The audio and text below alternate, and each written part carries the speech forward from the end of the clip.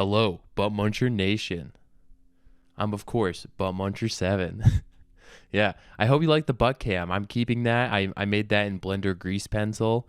It's staying around. But in this video, I'm gonna be making this guy, this little dancing guy here. I just put him in Unity afterward, but I made it all in Blender. It worked almost perfectly out of the box in Unity. Just make sure you have no compression and you set the no filtering as well. But starting with the character design, I just started sketching out random blobfish on Clip Studio Paint, and then I just used like a symmetrical line to make sure to make sure that the character is perfectly symmetrical, make modeling easier. You can see on the side, I started drawing in a side view. A quick trick for character design. Let me go back there. If you're drawing a character in, it really helps to make these lines here perfectly straight to line up important parts of the character. Like I made one for the helmet, the knees, the elbows, and the waist. And that just makes it easier so that your character actually matches the other character. When you're modeling, if there's a disparity there, it'll be very difficult.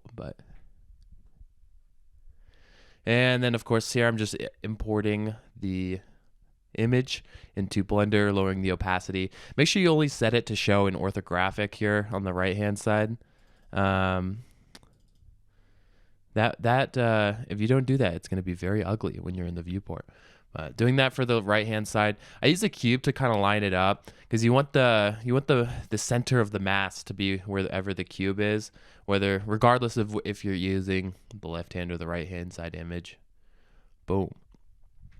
Rest of this is just very standard 3D modeling stuff. I used like a 5-sided cylinder at first and started just and I started extruding that and trying to get it to match the thing. But then I looked at it in the 3D view and it just looks so bad. So I added another loop cut and then set the smoothing on the loop cut to 1 to sort of like make it a little bit less polygonal. I hesitated on calling this video, I think as of right now, I'm going to call it PSX style.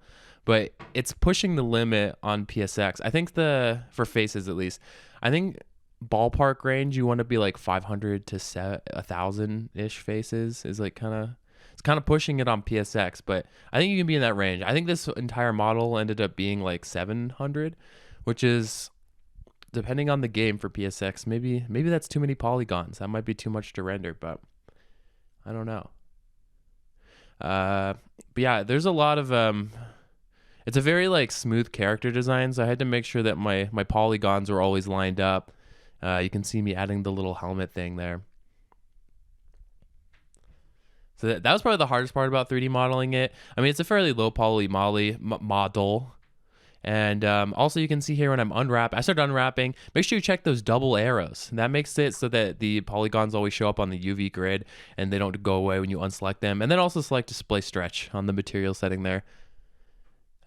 It'll make it so that blue textures or blue unwrap means there's not stretching, and then there will be like yellow when there's a lot of stretching. It just helps for when you're unwrapping. Again, like the last video I made, make sure you're using conformal unwrap settings whenever you unwrap. My biggest regret on this model is not spending more time unwrapping the gloves and the shoes or whatever. They were slightly crooked, so when I started texturing, it did not work very well. They were crooked, so the pixels were slightly crooked on the texture. Just spend some time unwrapping and use as many seams as you can whenever you're doing a character like this. I realized I'd forgotten to actually model the blobfish in the helmet, so I went back and did that and put it inside the helmet and then re-unwrapped, and that was mostly it for unwrapping. Started applying different materials. I used Color Hunt to like do the base color palette. That site's awesome. You can like, let me show you.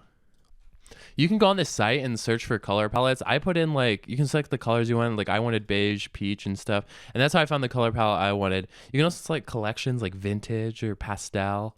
It's a great site for getting base colors in. Don't be too restricted by it, but like at the beginning of filling in the flat colors on the model, it's pretty good. I would definitely recommend it, but yeah, I started filling in the base colors. There's not much left to say for the texturing. At some point, I started with a texture of 128 by 128, and then I didn't really like how it was looking. The pixels weren't like as accentuated as I wanted. So at some point, you'll see me take this into Clip Studio Paint and scale down the texture. I as long as I did that, I scaled it down to 64 by 64. Make sure you set the scale filtering to none though, because if you don't, then the work that you have done will end up being like smooth, which just doesn't look good with such a low pixel count. But yeah, that's pretty much it for the character. I'm probably I'm dipping, but if you have any questions, you can always leave them in the comments.